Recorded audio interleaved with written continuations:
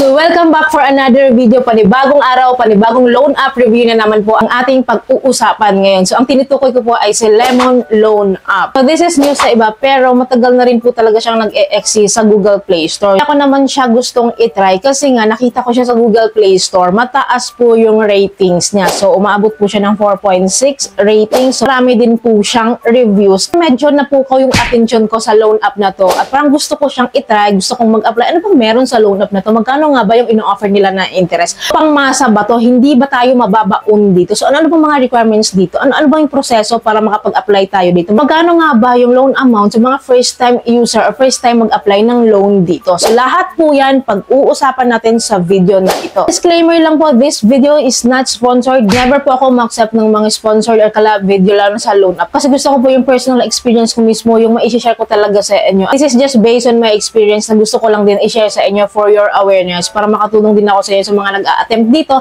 na gustong mag-loan dito. At least kahit paano may ideas kayo, may overview na kayo, ano bang meron sa app na to, ano bang tinatakbo ng app na to, ano bang mga kalakaran sa app na to. At least may idea po kayo kung gusto niyo pong ituloy na mag-apply dito sa Lemon Loan App. So first, punta muna tayo sa ating Google Play Store. And sa Lemon Loan po is under po siya ng Flash Cash 101 Lending Corporation. So ba natin, as you can see, may 4.6 ratings nga po siya. So napakataas po. If you have noticed po sa mga reviews, may 5 stars, 1 star, talagang as in, parang hati yung kanyang reviews and ratings dito. May mga good and bad experience talaga. But anyways, dahil 4.6 rating siya, tingnan po natin sa website kung nandun siya, kung registered ba siya. Hanapin lang natin si Flash Cash 101 Lending Corp kasi under nga daw po siya doon. You can see, nandito po siya and active po siya.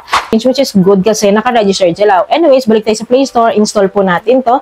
Ayan, para magtuloy-tuloy po yung process. Ano bang meron dito sa Lemon Loan na to? Bakit mataas yung ratings niya? Kung legit ba talaga na okay itong loan app na to? So after this, open lang natin. And upon opening, so makikita natin na kailangan natin i-permit tong mga application na nandito. At sa mga loan app po talaga napaka-common ito na kailangan natin i-permit tong mga to kasi nga po hindi tayo makapag-proceed pero hindi po natin to i-permit. So, click lang natin tong agree.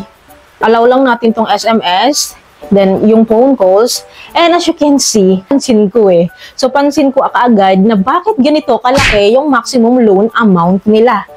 So, hindi ko alam kung typographical error lang to kasi ang alam ko 30,000, after 30,000 pesos na po si Lemon Loan ngayon. So, dito pa lang po medyo magtataka na medyo red flag na po ito kasi bakit 300,000 may mga typo error. Kapag mga ganito kasi dapat walang mga typographical error kasi nga po, loan app po ito. Ito ba talaga, it's in 300,000 sa first time mong mag-apply dito. Dito pa talaga yung offer nyo. So, dito pa lang medyo nakakapagduda na po. But anyways, tuloy natin para makita natin yung ibang process or next process nito. Anyways, enter lang natin yung mobile phone kasi ito naman ang usually mag-e-enter tayo ng mobile phone to view our loan limit. So, enter din natin yung OTP na isasend sa mobile phone natin para ma-access natin yung app.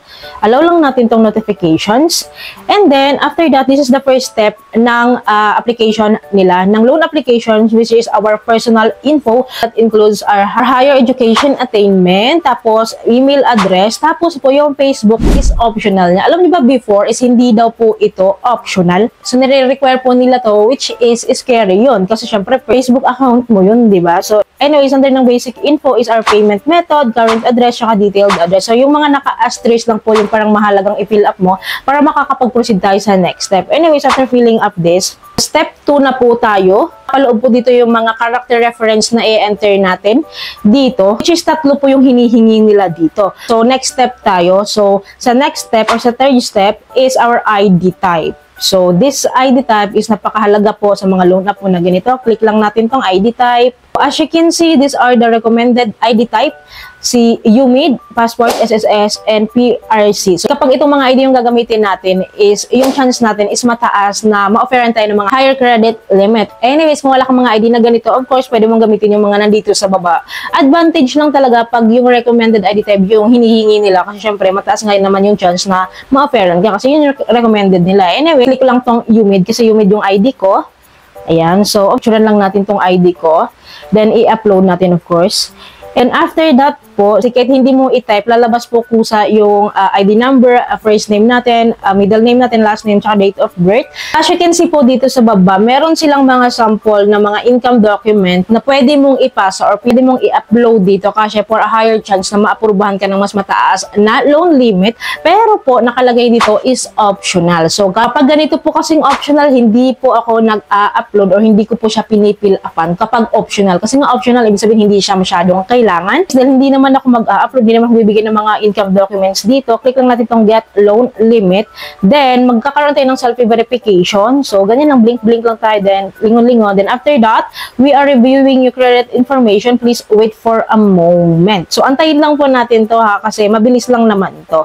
So, ayan. So, nakalagay, sorry, we need to further review your information. So, hindi naman sinabing rejected po tayo. Kailangan lang daw nila ng time para i-review yung loan application ko. Anyway, so balik lang tayo sa dashboard. As you can see po, nakakaloka, diba? So, nag-reflect din naman pala yung offer nila sa atin, which is, deceiving na naman, nag-2,000 siya, then naging 1,500 pesos.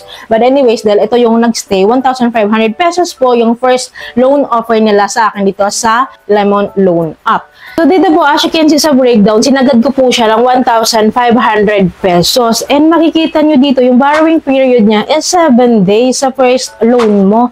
And sa 1,500 po, ang marireceive ko na lang daw is 870 pesos. Ang service fee po nila sa akin is 630 pesos. Totoo ba? Computin natin. So, 1,500 minus 630 nga daw na service fee. Kaya nga 870 na lang daw yung matatanggap ko. And then, divide natin sa 1,500%. So, ganito po kataas yung interest nila. 58% sa 7 days. Sobrang taas. As in, sobrang taas. Loan shark siya talaga. As in, hindi po nakakatulong sa mga nangungutang tong ganitong interest ha.